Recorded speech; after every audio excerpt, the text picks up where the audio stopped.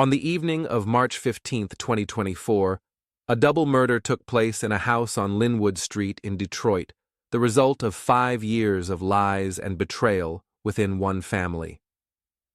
The events of that night changed the lives of everyone involved forever, but their origins lay in the past, in a series of decisions that seemed insignificant until they led to tragedy. A week earlier, on March 8th, Samantha Stanley sat at her desk in the office of a trading company on the outskirts of Detroit, trying to focus on the quarterly report. The 32-year-old woman had been a sales manager for 6 years, and the job had long since become routine.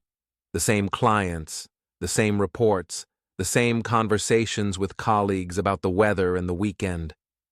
Samantha was used to this predictability, just as she was used to her life in general: measured, stable, safe. Her husband, Connor, worked as an engineer at a manufacturing plant in the suburbs. The 35-year-old man was reliable and responsible, just as his mother, Lara, a nurse with 30 years of experience, had raised him to be. Samantha and Connor met 9 years ago at a party thrown by mutual friends, got married a year later, and since then their life had been smooth and calm. Too calm, Samantha sometimes thought, but she never said it out loud. Everything was in its place in their small house in East Detroit. Connor left for work at 7 in the morning and returned at 6 in the evening. On weekends, they visited his mother, Lara, and stepfather, Ben, who worked as a truck driver and was often away on trips. Connor's younger brother, Michael, a 29-year-old warehouse foreman, sometimes joined the family for dinner. Everything was fine. Everything was as it should be. But somewhere inside, Samantha felt an emptiness that she couldn't explain and didn't want to admit. On March 8th, around 2 o'clock in the afternoon, Samantha felt weak. At first, she blamed it on lack of sleep and drank some coffee, but the dizziness got worse. The letters in the report swam before her eyes, and she grabbed the edge of the table, trying to keep her balance. A colleague from the neighboring department noticed that Samantha had turned pale and asked if she was all right. Samantha tried to answer, but the words wouldn't come. In the next moment, she lost consciousness and fell to the floor. When she came to, she found herself on a hospital gurney. The monitor readings showed that her condition was stable, but the doctors insisted on a full examination. Samantha was transferred to a ward where blood was taken for tests, and several tests were performed. She lay under the white hospital ceiling and thought that she was just overtired, that it was all nonsense, that she would be back at work tomorrow. Soon, when the doctor entered the ward with a folder of test results, the expression on his face told her that this was not trivial. Dr. Henderson, a man in his 50s with gray temples, sat down on a chair next to the bed and was silent for a long time before speaking. He said that the test results showed the presence of HIV infection. Samantha didn't understand the words at first, then didn't believe them, then asked him to repeat them. Dr. Henderson patiently explained that the test was positive, that treatment needed to be started as soon as possible, and that modern therapy allowed her to live a full life. Samantha listened, but didn't hear. She tried to understand how this could have happened, where it came from, why. And then names popped into her head. Michael, Ben. A 5-year history that she had hidden from everyone, that had seemed like a safe game, an adventure, a way to feel alive. Now that game had turned into a sentence. The doctor talked about therapy, about the need to notify partners, about support groups. Samantha nodded, not understanding half of what he was saying. She was discharged that same day with referrals to specialists and recommendations. She left the hospital on a cold March evening and got into her car. Her hands were shaking so badly that she couldn't put the key in the ignition. Samantha sat in the parking lot, staring into space and trying to comprehend that her life had just fallen apart. By the time she finally got home, it was already dark. Connor met her in the hallway, worried that she hadn't answered his calls. Samantha said she had felt ill at work, that they had taken her to the hospital for a checkup, that the doctors had found nothing serious, just exhaustion. Connor hugged her, told her she needed to get more rest, and offered to order dinner.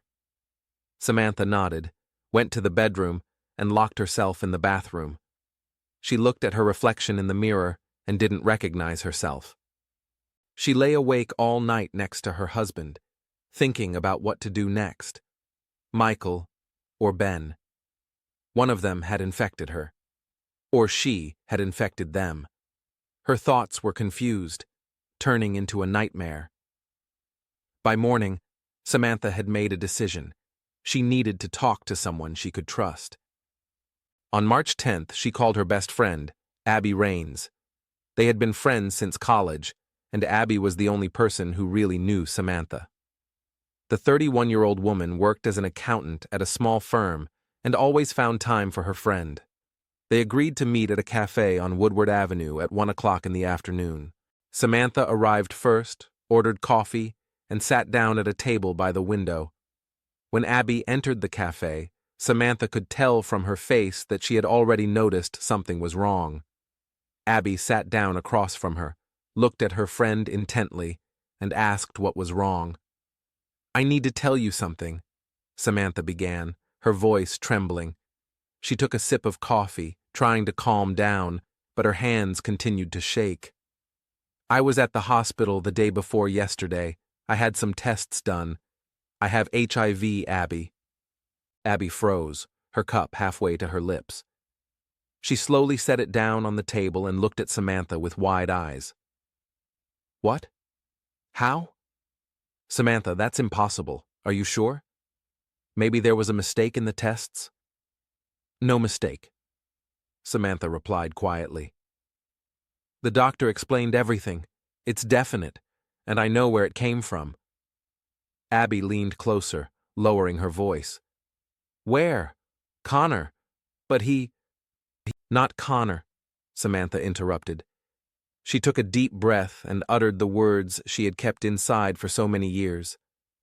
"I cheated on Connor, for the last 5 years, with Michael, his younger brother, and with Ben, his stepfather." The silence between them was absolute. Abby looked at her friend as if she were seeing her for the first time.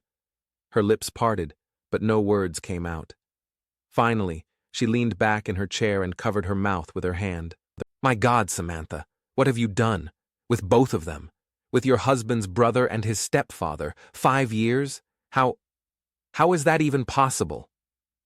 "It started by accident," Samantha said quickly, as if afraid that if she stopped, she wouldn't be able to continue. "It started with Michael at one of the family gatherings. Connor went to the store for something, and we were left alone.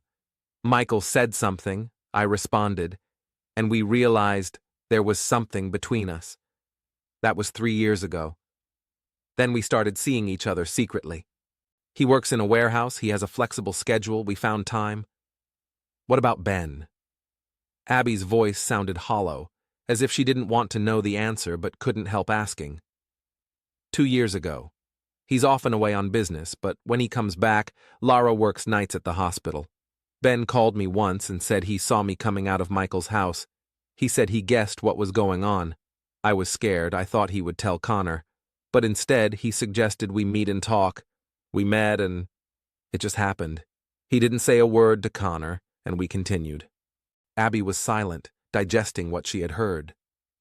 Samantha saw her friend trying to reconcile the image of the man she had known for many years with what she had just learned. "Why, Samantha? Why did you do it? Connor is a good man. He loves you. Why did you need all this?" "I was bored," came the quiet, almost defenseless reply. "I know how it sounds. I know it's terrible, but every day was the same. Work, home, work, home. Connor is predictable. Our life is predictable. I wanted something different, something exciting. I wanted to feel like I was living, not just existing. With Michael, it was exciting, dangerous. With Ben, it was different. He's older, more experienced. It was like an adventure, like an escape from reality. And now you have HIV, Abby said without judgment, simply stating the fact. One of them infected you, or you infected them. God, Samantha, do you realize what this has turned into? I know. Samantha lowered her head. I have to tell them, both of them. They have to get tested. But I don't know how. If I tell Michael, he might tell Connor. If I tell Ben, the same thing, and then everyone will know. Everything will fall apart. Everything has already fallen apart, Abby said quietly. You just can't see the wreckage yet. Samantha, you have to tell them. It's their health, their lives. You can't keep quiet. Samantha nodded, realizing her friend was right. But the fear of what would happen when the truth came out was paralyzing. She imagined Connor's face when he found out. She imagined the collapse of her family, the scandal, the hatred. She imagined herself an outcast, the cause of everything that would happen next. Abby took her friend's hand. What are you going to do? I'll call Michael today, Samantha replied after a pause. I'll tell him I need to meet him. I'll tell him about the diagnosis. I'll ask him to get checked out, and then, I don't know. I'll see what he says. They sat in the cafe for another hour, but hardly spoke. Abby held her friend's hand, and Samantha was grateful for her silent presence. When they parted at the cafe, Samantha felt the weight on her shoulders become a little lighter. At least now someone else knew the truth. At least she wasn't alone in this nightmare. But ahead of her lay something even more frightening than loneliness, the need to face the consequences of her own decisions. On the evening of March 10th, Samantha sat in her car in the shopping center parking lot and stared at her phone. Michael's number was listed under Work Warehouse, a cover they had come up with 3 years ago. She dialed his number and pressed call before she could change her mind. Michael answered after the third ring. His voice sounded relaxed, almost cheerful. Hi, Sam. Is something wrong? We agreed not to call each other just like that. Michael, we need to talk. It's important. Very important. The tone of her voice instantly changed his mood. There was a pause that lasted several seconds. What's wrong? Did Connor find out something? No, that's not it. I was at the hospital this week. I had some tests done. Michael, I've been diagnosed with HIV. There was complete silence on the other end of the line. Samantha could hear her own breathing, her heartbeat, the distant sound of cars outside the window. Michael didn't say anything for so long that she wondered if the connection had been lost. You're joking, he finally said, his voice sounding strange, almost mechanical. Tell me you're joking. I'm not joking. The doctors confirmed it. The test is positive. Michael, you need to get tested. Immediately. I don't know who infected me, but if it was you... It wasn't me, he interrupted her sharply, almost aggressively. I'm healthy. I've always been healthy. I've never had anyone but you all this time. Where the hell could I have gotten HIV? Samantha was silent. She couldn't tell him the truth now, over the phone. She couldn't admit that there was someone else, that she had betrayed not only Connor, but Michael too. I don't know, she replied quietly. Maybe Connor. I didn't check him. Maybe he had someone else and I didn't know. From Connor? Michael laughed briefly without amusement. Are you serious? My brother is the most honest person in the world. He's loyal to you like a dog. He didn't have anyone else and couldn't have, so it was you. You brought it in from somewhere. Michael, please. I'm scared. Just get tested. Do it for yourself. He exhaled heavily, and Samantha heard him pacing around the room. Fine. I'll go tomorrow morning. To the clinic on Gratiot Avenue. They do rapid tests there. But Samantha, if it turns out that you infected me, I don't know what I'll do. I swear to God, I don't know. I know. I'm sorry. I'm so sorry, Michael. Me too, he said, and hung up without saying goodbye. Samantha sat in the car for another half hour, unable to start the engine. She knew she should call Ben too, but she couldn't bring herself to dial the number. The 58-year-old man was on a flight somewhere in Ohio and wouldn't be back for 3 days. She had time to think about how to tell him. But first, she had to wait for Michael's results. On March 11th, Samantha hardly worked. She sat in her office and checked her phone every 5 minutes, waiting for a call or message from Michael. By evening, nothing had come. She sent him a message. How are you? Did you go to the clinic? There was no reply. The next day, March 12th, at 2 in the afternoon, she received a short message. Come to my place. Now. An address. Nothing else. Samantha told her boss she wasn't feeling well and left work. Michael rented a small apartment in an old building on McDougal Street in a neighborhood that was in dire need of renovation. She parked at the entrance and went up to the third floor. The door was ajar. When she entered, Michael was standing in the middle of the room with his back to her. The 29-year-old man was tall and strong, his warehouse job having made him powerful.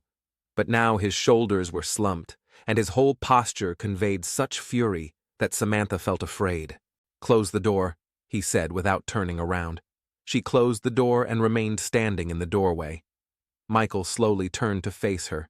His face was pale, his jaw clenched, his eyes red as if he hadn't slept all night. Positive, he said through clenched teeth. The test is positive. I have HIV, Samantha. I have fucking HIV. Samantha covered her mouth with her hand. She knew it was possible. She had prepared herself for it. But hearing the confirmation was like being punched in the gut. Michael, I'm so sorry. Shut up. He stepped toward her, and she instinctively backed away toward the door. Don't you dare say you're sorry. You did this. You infected me. The doctor said the infection is fresh, less than a year old. A year ago, I had no one but you. You brought this shit on me. I didn't know. Samantha felt tears welling up in her eyes. I just found out myself. I didn't want to. You didn't want to? Michael laughed, and his laughter was full of hatred. You didn't want to, but you managed to pick up a deadly disease somewhere and pass it on to me. From whom, Samantha? Who infected you? Because if it wasn't me, then it was someone else. Who? Samantha was silent, her eyes downcast. She couldn't look at him, couldn't bring herself to say the name. I asked who. Michael raised his voice, and she flinched. Did you have someone else? Besides me and Connor? Answer me. Michael, it doesn't matter. What matters is that we both need to start treatment. The doctors say, I don't care what the doctors say. He was shouting now, the veins in his neck bulging. I want to know who. Did you sleep with someone else? How many were there? 1, 2, 10? 1, Samantha whispered. There was one other. Michael froze. He looked at her as if he couldn't believe what he was hearing. Who? I can't tell you. You will tell me, he said slowly, moving closer to her, and Samantha felt her fear growing. You will tell me right now, or I swear I'll go to Connor and tell him everything. Everything we did, all 3 years, every meeting, every lie. So who was it? Michael, please. Who? He grabbed her by the shoulders and shook her so hard that her head jerked back. Samantha tried to break free, but his grip was iron. Let me go. You're hurting me. Hurt? He pulled her closer, their faces inches apart. You're hurt? And you think I'm not? You killed me, Samantha. You sentenced me to death, so your pain is the least you deserve. It wasn't me, she shouted, losing control. It wasn't me. I don't know who had the infection, but it definitely wasn't me. Maybe you infected me. Michael recoiled, letting her go. What did you say? Are you accusing me? After admitting you slept with someone else? I don't know. Samantha leaned against the door, her breathing ragged. The doctors can't say for sure when the infection happened. Maybe it was you. Maybe you had someone else and you didn't tell me. I didn't have anyone else. He stepped toward her again, and she saw something in his eyes that truly frightened her. I was faithful to you for 3 years, like an idiot. I met with you in secret, lied to my brother, risked everything. And all this time, you were sleeping with someone else. Who is he? Name him. I won't tell you. The blow to her left cheek came so fast that she didn't have time to react. The pain was sharp and sudden. Samantha fell to the floor, pressing her hand to her face. She looked up at Michael, unable to believe what had just happened. You hit me, she whispered, and I'll hit you again if you don't tell me. Michael stood over her, his fists clenched. "This is the last time I'm asking. Who was it?" Samantha felt her cheek burning, tears streaming down her face. She realized he wouldn't stop. She realized that if she didn't tell him, he would do something worse, and she broke down. "Ben," the word slipped out before she could stop it. It was Ben. Michael was silent. He looked at her, his expression changing from confusion to realization, from realization to horror. "Ben, my stepfather, my mother's husband. You slept with Ben." It wasn't a question, but a statement of fact, spoken as if he were trying to convince himself that he had heard correctly. Samantha nodded without looking up. "How long?" 2 years. 2 years, he repeated slowly. "For 2 years you slept with me and my stepfather, with my stepfather Samantha, with the man who is married to my mother. God, who are you?" "Michael." "Shut up!" He grabbed her arm and jerked her to her feet. Get out of here before I do something I'll regret. Get out, and don't you dare call me again. Don't you dare even look in my direction. You're dead to me. Do you hear me? Dead." He pushed her toward the door, threw it open, and shoved Samantha into the hallway. The door slammed shut with such force that the echo reverberated throughout the stairwell. Samantha stood in the dark hallway, holding onto the wall and trying to catch her breath. Her cheek throbbed with pain, and her eyes were filled with tears. She slowly descended the stairs, holding onto the railing, and went outside. In the car, she looked at herself in the rearview mirror. Her left cheek was red and starting to swell. By evening, there would be a bruise. Samantha took her makeup bag out of her purse and tried to cover up the mark with foundation, but it didn't help much. She turned on the ignition and drove home, not knowing what to say to Connor. When she parked at her house, it was almost 6 in the evening. Connor's car was in the driveway. He had already returned from work.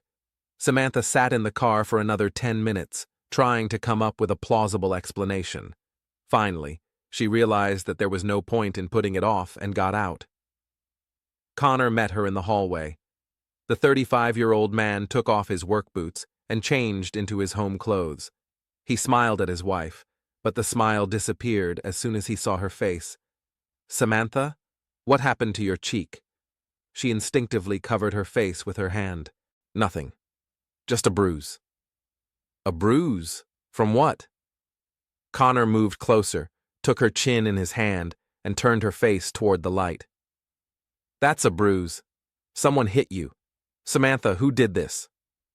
"No one. I told you I just bumped it. At work. On a cabinet." Connor let go of her and looked at her suspiciously. "A cabinet. And you want me to believe that? Samantha, I'm not an idiot. That's a mark from a blow. Someone hit you in the face." "Who?" Samantha backed away from him, heading for the stairs. "Connor, I'm tired. Please, not now.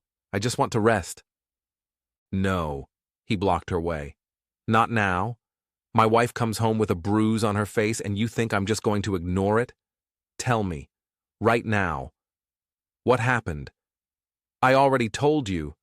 "Lies." Connor raised his voice and Samantha flinched. He rarely yelled, and when he did, she knew he was really angry. "You're lying to me, and this isn't the first time this week. First, there was that thing with the hospital that you don't want to explain. Now this. What's going on, Samantha? What are you hiding from me?" "Nothing. I'm not hiding anything. Just leave me alone." She tried to walk around him, but Connor grabbed her arm. "Are you sleeping with someone? Did he hit you? Are you having an affair?" The question came so suddenly that Samantha froze. She looked at her husband and saw not only anger in his eyes, but fear. Fear of the answer he might hear. "No," she shook her head. "No, Connor, I'm not having an affair. It's not that." "Then what? Who hit you? Give me a name and I'll take care of it." "You can't take care of it. Please just let me go." Connor let go of her hand but continued to stand in her way. "I don't understand you. I don't understand at all. You used to tell me everything. We were a team. And now you've closed yourself off from me. Something has changed, and I don't know what it is. Help me understand, Samantha, please." There was such genuine pain in his voice that Samantha felt something break inside her. She wanted to tell him the truth. She wanted to confess everything, to end this endless lie. But her fear was stronger. Fear of what would happen when he found out. "I need to be alone," she said quietly. "Please, Connor, give me some time." She walked around him and quickly climbed the stairs. Connor stood below and watched her go. Samantha entered the bedroom and locked the door. She heard her husband follow her upstairs and stop at the door. "Samantha, open up. Let's talk. We can work this out, whatever it is. Just open the door." She didn't answer. She sat down on the bed, wrapped her arms around her knees, and buried her face in them. Connor stood at the door for a few more minutes, then she heard his footsteps receding. Samantha sat in the dark, realizing that time was running out. Michael knew about Ben. Ben had to take a test, and when he found out the results, everything would explode. March 15th was Lara's birthday, a family dinner where everyone would gather. Samantha imagined this meeting and felt a chill spread through her body. 3 more days. She had only 3 days before her world would finally collapse. March 15th, 2024, began as a typical spring day in Detroit. The sky was overcast with gray clouds, the temperature hovered around freezing, and the streets were littered with dirty snow. There was no indication that this day would be the last for 2 people and would forever change the lives of the rest. Lara Stanley was turning 56. A nurse with 30 years of experience, she had spent most of her life caring for others, and now wanted to spend her birthday with her family. She asked everyone to gather at her home on Linwood Street by 6 in the evening. She prepared her son's favorite dishes and set the table in the dining room, where they usually only gathered on major holidays. Lara wanted everything to be perfect.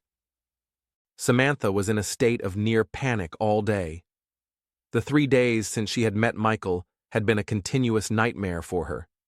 She had hardly slept or eaten and avoided talking to Connor. The bruise on her cheek had faded, but was still visible. Her husband no longer asked about it, but she could feel his gaze, full of suspicion and incomprehensible pain. Samantha didn't know if Michael had spoken to Ben. She didn't know if her stepfather had passed the test. She didn't know what would happen tonight, but the fear she felt told her that something irreparable was going to happen. At 5:30, she and Connor got in the car and drove to his mother's house. The trip took 20 minutes. They were silent the whole time. Connor drove, staring straight ahead, his jaw clenched. Samantha looked out the window and thought about how she could turn around right now and drive anywhere but this dinner. When they parked at the house, Michael's car was already in the driveway. Ben's truck was there too. He had returned from his trip the day before. Samantha got out of the car, her legs trembling. Connor walked around the car and took her hand, as he usually did when they walked together, but his touch was cold and formal. Lara greeted them at the door with a smile. The 56-year-old woman looked younger than her age, despite the gray in her hair and the fatigue in her eyes. She hugged her son, then her daughter-in-law, and Samantha felt her body tense at the embrace. Come in. Michael is already here, sitting in the living room. Ben is setting the table. Go on, make yourselves comfortable. We'll be having dinner soon." The living room was warm and cozy. Lara lit the candles on the table and turned on some soft music. At first glance, everything looked like a normal family celebration. But the atmosphere was different. Michael was sitting in an armchair by the window with a glass of whiskey in his hand. He was already on his second glass. Samantha could tell by his reddened eyes and relaxed posture. When they entered, he didn't even turn his head. Ben came out of the dining room, drying his hands with a towel. The 58-year-old man was large, with the broad shoulders of a long-distance truck driver. He nodded briefly to Connor and Samantha, but did not meet her gaze. Samantha understood. Michael had spoken to him. Ben knew. "Sit down at the table." Lara called everyone into the dining room. "Everything is ready. Michael, put that glass down. Let's eat." Michael slowly rose from his chair. finished his whiskey, and went to the table. His gait was slightly unsteady. Everyone took their places. Lara sat at the head of the table, with Ben to her right and Connor to her left. Samantha sat next to Connor. Michael sat opposite her. Lara began to pour soup into bowls, talking about her shift at the hospital, her patients, and her colleagues. Her voice sounded cheerful. She didn't notice the tension that hung over the table like a fog. Connor ate silently, not looking up from his bowl. Ben chewed slowly, mechanically. Samantha couldn't swallow a bite.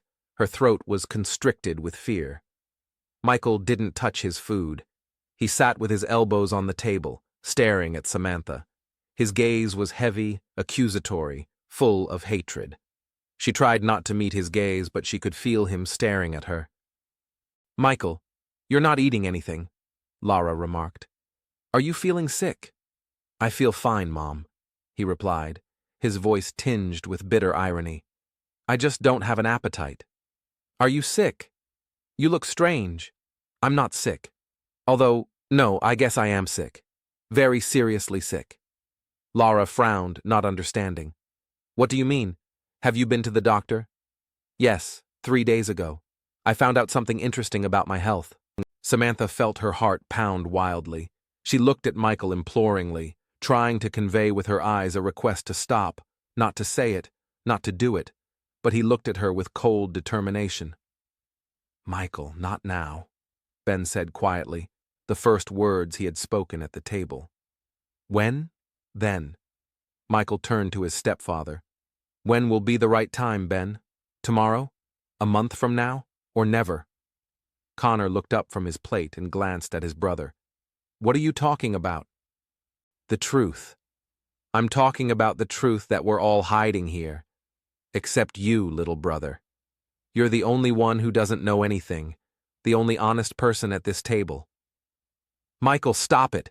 Lara put down her spoon, alarm in her voice. "What's going on?" "I'll tell you what's going on, Mom. I can't keep quiet anymore. I can't pretend everything is fine anymore. Because nothing is fine. Nothing at all." He paused, poured himself some wine from the bottle on the table, and drank half the glass in one gulp. 3 years ago, I started an affair with Samantha, my brother's wife. We met in secret, lied to everyone, including Connor.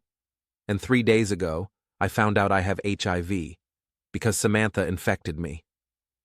The silence that followed these words was absolute. It seemed as if time had stopped.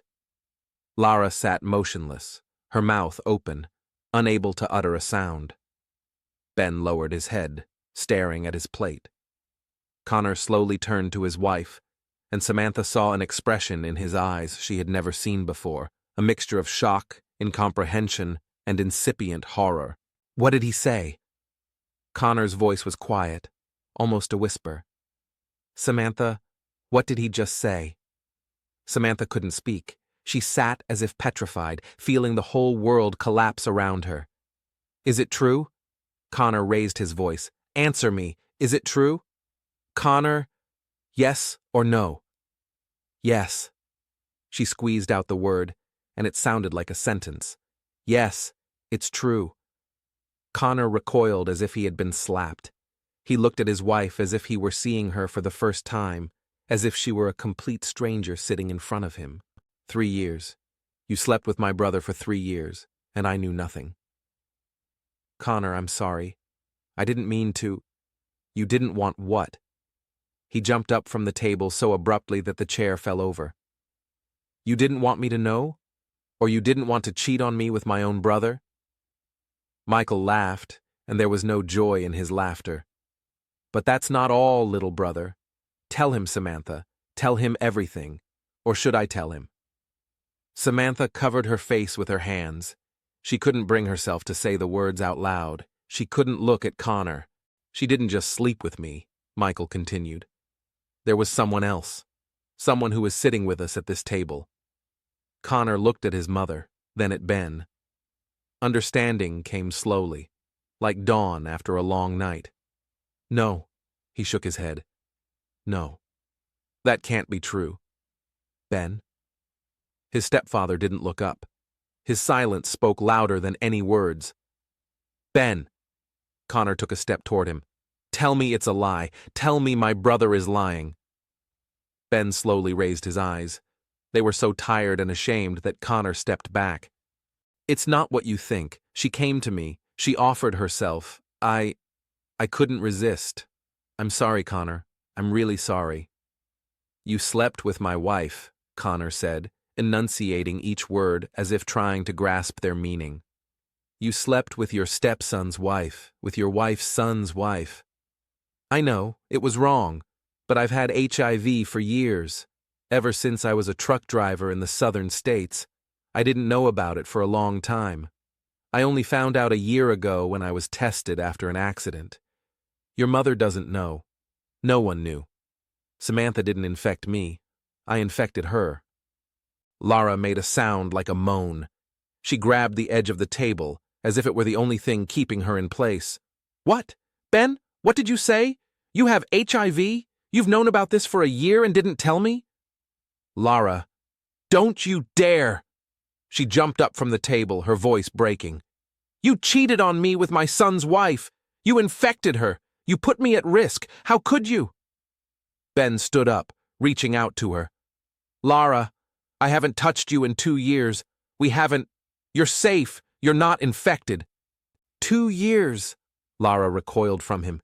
"You've been cheating on me for 2 years. And you think that makes you better?" Connor turned to Samantha. She was still sitting at the table, hunched over, her head down. "Why?" His voice trembled. "Why did you do this? Was I a bad husband? Did I treat you badly? What did I do wrong?" Samantha raised her head. Tears streamed down her cheeks, but she no longer tried to hide them. "Nothing. You didn't do anything wrong. It was my fault. Only mine. I was bored. I wanted something different, something exciting. I know how that sounds. I know it's no excuse, but it's the truth." "Bored," Connor repeated the word, as if trying to understand its meaning. "You were bored. And that's why you slept with my brother and my stepfather. You lied to me every day for 5 years, because you were bored."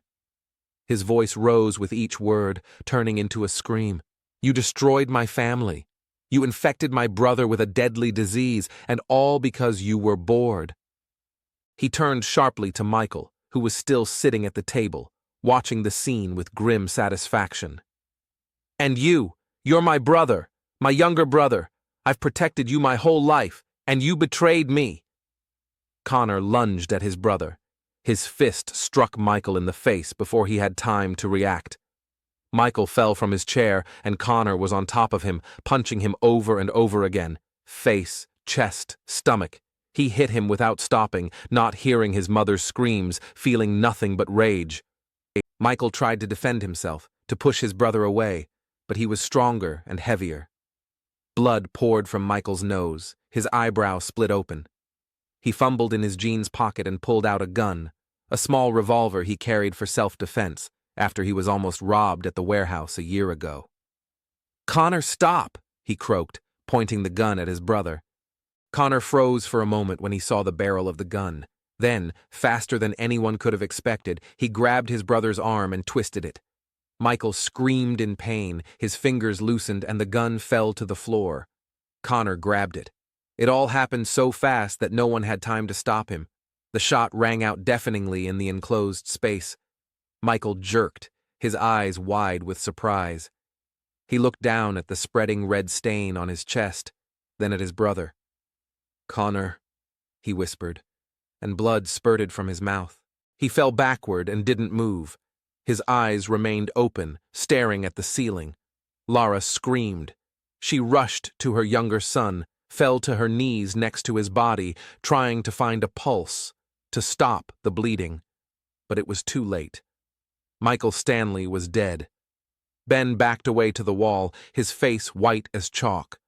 Connor stood in the middle of the living room with the gun in his hand, staring at his brother's body. He was breathing heavily, his chest heaving. Ben turned and ran for the exit. He threw open the door and jumped out onto the porch. The cold evening air hit his face. He ran down the steps without looking back, trying to get to his truck. Connor followed him out. He raised his gun and fired. The first bullet missed. Ben kept running, stumbling. The second shot hit him in the back. The man fell to the ground at the foot of the porch and rolled onto his back.